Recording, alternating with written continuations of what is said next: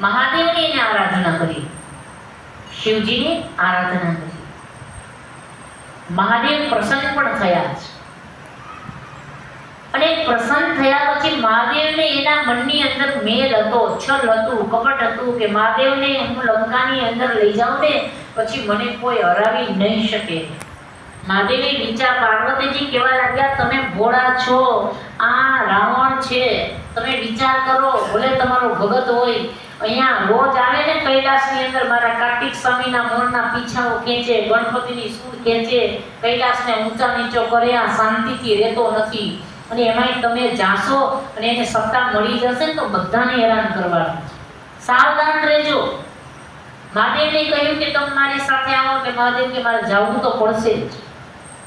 એટલે મહાદેવને કહી દીધું, આ લિંગ લઈને પૂજા, જો તું શ્રીલંકા સુધી પહોંચી જાય ને તો મને ત્યાં સ્થાપિત કરી દેજે, તો હું તારું બધું કામ કરીશ.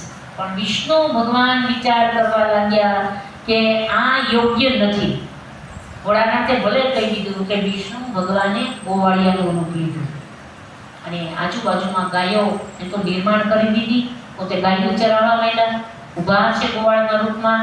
અને ભગવાન વિષ્ણુએ રાવણની એવી વૃત્તિ કરી નાખીને કે તેના મનમાં એમ થયું કે હવે મારે દિશાએ જવું જ પડશે. અને શિવલિંગ મહાદેવે નીચે મૂકવાની ના પાડી હતી કે તું લંકા પહોંચે ને ત્યાં સુધી મને ક્યાંય નીચે મૂકીશ નહીં.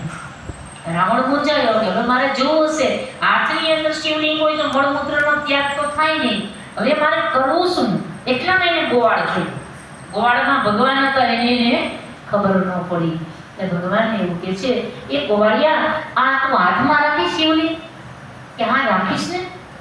મનમાં તો વિષ્ણુ ભગવાન કહેવા લાગ્યા કે સઠ, તારે તો મારા મહાદેવને વશ કરી આખી દુનિયાને હેરાન કરવી છે, એટલે તું મારા હાથમાં આપી દે ને તો હું બધું જોઈ લઈશ.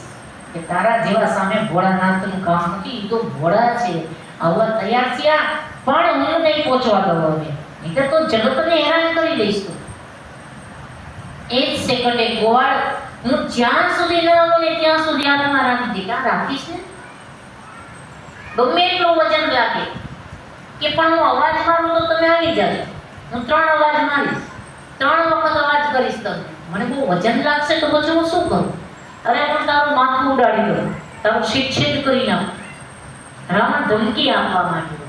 મનમાં તો વિષ્ણુ ભગવાન કહેવા લાગ્યા કે જા, તું જાતો હોય ત્યાં, તારી શું ઓકાત ને લાયકાત છે કે તું મારા મહાદેવને લઈ જા. એટલે જેવો રાવણ ગયો ને અને ગોવાળિયાના હાથમાં આપ્યું, એ જ સેકન્ડે ભગવાન વિષ્ણુએ ત્યાંને ત્યાં શિવલિંગ તરત નીચે પધરાવી દીધું અને જમીન ફાટી અને મહાદેવ ત્યાં વૈદ્યનાથ તરીકે પ્રસ્થાપિત થયા છે.